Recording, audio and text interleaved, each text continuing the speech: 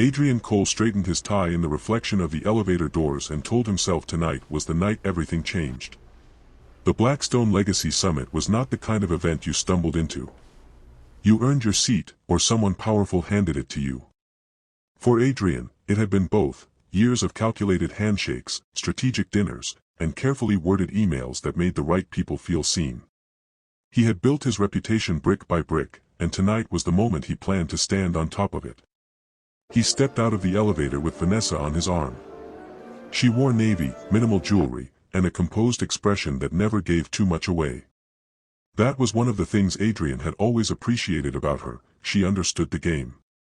She knew when to speak, when to smile, and when to simply stand close enough to remind the room that he was taken and therefore trustworthy. It was a partnership. A comfortable, efficient, well-dressed partnership. Third table from the left, Vanessa said quietly, scanning the room without turning her head. That's Raymond Holt. You've been trying to get in front of him for 2 years. I know, Adrian said. Don't look at him yet. She didn't. She never did anything he hadn't approved first. It should have felt like loyalty. Lately it had started feeling like something else entirely, though he never allowed himself to name it. The ballroom was everything the invitation had promised.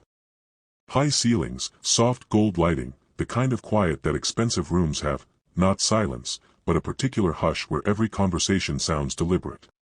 There were people here who moved markets with a single phone call. People who had their names on buildings and foundations and entire university wings.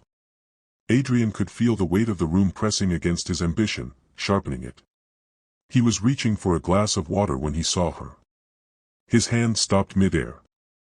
Elena Hart walked through the far entrance, and the moment she did, something in the room shifted, not dramatically, not the way it happens in movies, but in the subtle way a temperature drops before a storm. Heads turned. Not because she demanded it. Because she had simply stopped apologizing for the space she occupied, and people could feel the difference. She was laughing at something the man beside her had just said. A deep, unguarded laugh that she didn't cover with her hand or shrink into a polite smile. Just a real laugh, in the middle of a room full of people who spent fortunes learning how to seem unbothered. Adrian recognized Gabriel Sterling before he could stop himself from looking. Founder of Sterling Meridian, a consulting empire that had expanded into 4 continents in under a decade. The kind of man who didn't attend events to be seen, he attended them because his absence would have been the story. And Elena was beside him. Not standing slightly behind him, the way a spouse sometimes positions herself at these things. Beside him. Shoulder to shoulder. Equal. Adrian put his water glass down. You all right? Vanessa asked. Fine, he said. Just getting my bearings. She followed his gaze across the room, and for a single second, her expression shifted. Then it was composed again. Take your time, she said evenly. He had not spoken Elena's name out loud in over 4 years. He was not sure he could have explained why, except that some names carry weight you stop picking up because you know what it will cost you. Elena Hart had been many things to him, brilliant, exhausting, overwhelming, and ultimately, in his words at the time, simply too much. He had told her that once. Not cruelly. He had believed he was being honest. You're a lot, he'd said, after she had spent 45 minutes walking him through a business strategy she'd been developing for months. Her eyes had been bright with it. Her hands moved when she talked about things she cared about, and she talked about this like it was alive. You know that, right? You're a lot to keep up with. She had gone quiet. Not offended. Just quiet in the way people go quiet when they hear something they've already heard too many times from too many people. 3 months later, they were over. He had told himself she would eventually find someone patient enough to handle her intensity. He had told himself it was the honest thing to do. He had told himself a lot of things, and he had believed most of them, until this exact moment, watching her move effortlessly through a room full of the most formidable people in the city, every single one of them wanting her attention. If you're still watching, and something tells me you are, please like and subscribe to our channel for more intriguing stories like this. It was Raymond Holt who moved toward Elena first. Adrian watched from across the room as the man he had spent 2 years trying to reach leaned in and shook Elena's hand with both of his, the gesture reserved for people he genuinely respected, not merely tolerated. They spoke for nearly 10 minutes. Elena nodded once, took out her phone, showed him something on the screen. Holt's eyebrows rose. He called someone else over. That someone else was a woman Adrian recognized from the cover of a financial quarterly, the kind of recognition that means power, not just fame. She built something, Vanessa said beside him, not unkindly. I can see that. Can you? Vanessa turned to look at him. Or are you just watching it? He didn't answer. He was already replaying things he hadn't let himself replay in years. Elena, 3 years into their relationship, sitting across from him at his kitchen table with a printed pitch deck and coffee she had made herself because she arrived before he was awake. I need you to hear this one through, she had said. No interruptions. Just hear it. He had lasted 6 minutes before he cut in. You're overcomplicating it. Investors don't want to feel like they're in a lecture. I'm not lecturing. I'm explaining the model. It reads as aggressive. She had looked at him then, really looked at him, the way she did when she was deciding how much of herself to spend on a response. Aggressive, she repeated slowly. I'm trying to help. You always say that, she said quietly. Right before you tell me to be less of something. He had felt defensive at the time. Justified, even. She had always been so sure of herself. So relentless. Every idea bigger than the last, every plan more ambitious, every vision wider than what he could comfortably hold in his hands. He had told himself he was grounding her. Protecting her from her own intensity. Saving her from the kind of overreach that gets talented people burned. What he had actually been doing was making room for himself to catch up without admitting he was behind. The realization hit him standing in the middle of the Blackstone Legacy Summit with a drink he hadn't touched and a wife who was watching him piece himself apart in real time. You should go talk to Holt, Vanessa said. That's why we're here. In a minute. Adrian. I said in a minute, Vanessa. She went still beside him. Not hurt. Something quieter than hurt, the particular stillness of someone who has been deprioritized so many times they no longer need to react to it. He crossed the room. Not toward Holt. Toward the bar, which was near enough to Elena's orbit that he could hear fragments of conversation without it looking intentional. A man in a gray suit was asking her about the Meridian restructure. Elena answered without hesitation, not rehearsed, but fluent, the way people talk about things they have lived inside for years. The turnaround wasn't the strategy, she said. The strategy existed in pieces for years. What changed was the culture. When people stop performing confidence and start actually building it, everything accelerates. The man nodded slowly. You documented that process? 18 months of it, Elena said. I can send you the case study if you're interested. Very interested. She smiled. Not the careful smile Adrian had watched her practice during their years together, the smaller one she'd adopted for rooms that made her nervous. This was different. This was the smile of someone who had stopped needing the room's permission to take up space in it. Adrian ordered a drink he didn't want and stood there for 30 seconds feeling something he could not immediately name. It took him longer than it should have to identify it as grief. Not for Elena, exactly. Or not only for her.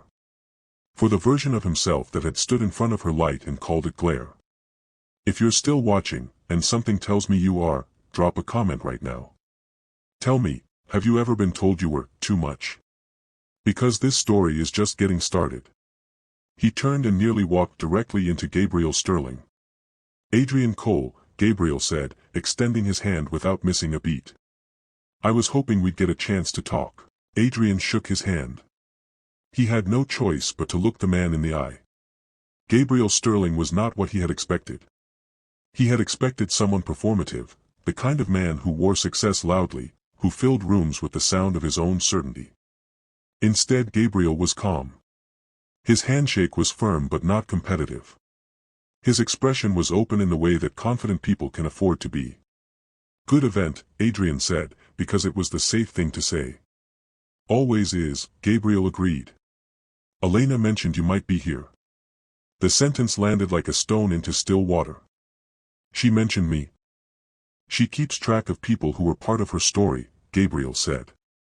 Not unkindly. Not with any edge in his voice at all. Just plainly, the way people state facts they have no interest in weaponizing. She doesn't carry resentment. She never has. I think that's actually what makes her dangerous in a boardroom. People underestimate someone who doesn't seem angry about what was done to them. Adrian cleared his throat. She's done extraordinarily well. She has, Gabriel said. But I want to be careful how we say that, because it implies the success was the point.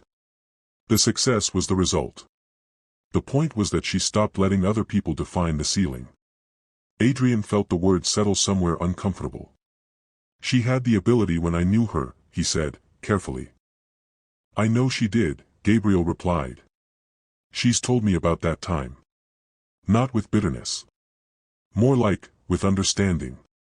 She said she spent years believing that if she could just explain herself clearly enough, the right people would recognize her. And then one day she realized the problem wasn't her clarity. The silence that followed was not awkward. It was worse than awkward. It was pointed. She found better rooms, Adrian said finally. Gabriel looked at him for a moment. She built them, he said. There's a difference. Across the room, Elena was now standing in a loose circle with 4 people, all of them listening intently as she spoke. Even from here Adrian could see the quality of attention she commanded, not the polite attention people perform for speakers they feel obligated to hear, but the focused, leaning-in attention of people who do not want to miss a word. What is she working on now? Adrian asked, and he wasn't sure why he asked it except that part of him still wanted to know. Still needed to know. She's launching a leadership foundation, Gabriel said. Specifically for women in emerging industries who've been told they're too aggressive or too ambitious or too anything. She's using her own story as the model. The curriculum launches in September. Something pressed against Adrian's chest. She turned it into something, he said, mostly to himself. That's what she does, Gabriel said simply. She takes the things that were meant to diminish her and builds infrastructure out of them. He paused. I don't say this to make you feel a certain way, Adrian. I'm saying it because Elena would want you to know she's all right. More than all right. Tell her Adrian started. Tell her yourself, Gabriel said. Or don't. Either way, she's at peace with it. He smiled once, genuinely, and moved back toward Elena. Adrian stood alone for a moment. Then Vanessa appeared at his side. She had a glass of white wine she had not touched, and the expression on her face was one he had seen before but never examined, not displeasure, not jealousy, just a steady, patient assessment. You need to say it, she told him. Say what? Whatever has been sitting behind your teeth all night. She turned to face him fully. I'm your wife. I'm not your mirror. But right now I think you need someone to hold up the glass. Adrian exhaled slowly. She was important to me. Vanessa was quiet for a moment. Then she said, no. She was formative. Important people leave memories. Formative people leave fingerprints. You've been building towards something for years, and some of the architecture came from what you learned, from what you broke, when you were with her. That's not fair. It's not unfair either, Vanessa said. You didn't lose her because you fell out of love. You lost her because you kept asking her to become smaller, and she finally believed she deserved something different. He had no answer for that. For the first time all evening, he stopped looking for one. I'm not telling you this to hurt you, Vanessa continued, quieter now. I'm telling you because I think part of what you've been avoiding, for years, is understanding what you actually did. And I think tonight is the first time you've had to sit across the room from the consequence of it. You're not angry, he asked. She considered the question seriously. I'm disappointed, she said. Not in what happened before me. In the fact that you've spent years carrying this without ever examining it. That part affects us. The sentence landed differently than anything else had all night. Because it was true, and he knew it, and he had no defense. The summit began winding down near midnight. Guests moved in slow, departing clusters toward the exits. The lights had warmed slightly, the way lighting at good events always softens at the end, as if the room itself is exhaling. Coats were retrieved. Final cards were exchanged. Conversations that had stretched across 3 hours compressed into quick, parting promises. Adrian found himself near the east side of the ballroom, watching the room empty, when Elena appeared in his peripheral vision. She was alone for the first time all evening. Gabriel had stepped aside to speak with someone near the door, and she was standing by the tall windows that looked out over the city, her arms loosely folded, her gaze somewhere in the middle distance. She was not performing stillness. She was simply still. He walked toward her before he had decided to. Elena. She turned, and for a moment the expression on her face was entirely unreadable. Not cold. Not warm. Just clear in the way that people's faces get when they have done the hard internal work of letting something go. Adrian, she said. It's good to see you. Is it? He asked, because he was done with the safe thing to say. She considered him for a moment. Yes, she said. Actually. In the way that it's good to look back at something and realize how far you've traveled. He nodded slowly. You've built something extraordinary. I have, she agreed, without flinching from it. There was no performance of humility. No deflection. Just a quiet, clear ownership of the truth. I owe you an apology, he said. She looked at him. You don't owe me anything. I told you that you were too much, he said. I said it more than once. In different ways. I told you to be quieter, to be less direct, to stop taking up so much room. And I called it honesty. Elena was quiet. The city lights reflected off the window behind her, framing her in a way that felt uncomfortably significant. I know, she said finally. I think I told you those things because I was afraid, he said. I didn't know how to say that watching you outgrow every room you were in made me realize I was still standing in the same place. It was easier to call it a problem with you. She looked at him for a long moment. Something passed across her face, not softness exactly, but something in the neighborhood of it. Recognition, maybe. The particular recognition of hearing someone say the real thing at last, even years too late. It cost me a lot, she said quietly. Not you specifically. But all of it together, everyone who said some version of what you said. I spent a long time making myself smaller trying to make other people more comfortable. I thought if I could just compress myself enough, I'd finally fit somewhere. Elena dash. I'm not saying this to make you feel guilty, she said. I'm past that. I'm saying it because I think you came over here to understand something, and you deserve the actual answer. What happened? He asked. After we ended. What changed? She almost smiled. Nothing changed, she said. That's the whole thing. I stopped changing. I stopped adjusting. I woke up one day in a room by myself and I said everything out loud, every idea I'd been softening, every plan I'd been scaling back, every opinion I'd been apologizing for, and I thought, what if this is not a problem? What if this is exactly right? She paused. And then I just started from there. The simplicity of it undid him more than anything else had all night. Not a dramatic reinvention. Not revenge. Just a woman who had stopped asking the wrong people for permission and started trusting the truest version of herself. I'm glad, he said. I mean that. I know you do, she said. And she did not say it warmly or coldly. She said it the way you acknowledge something that is true without needing to attach anything to it. Gabriel appeared at the edge of her vision and she turned, instinctively, naturally, the way you turn toward someone whose presence you have grown to rely on without effort. The look that passed between them was not showy. It was simply easy, the kind of ease that takes years to build and cannot be faked. She looked back at Adrian once more. Take care of yourself, she said. Genuinely. And then she walked away.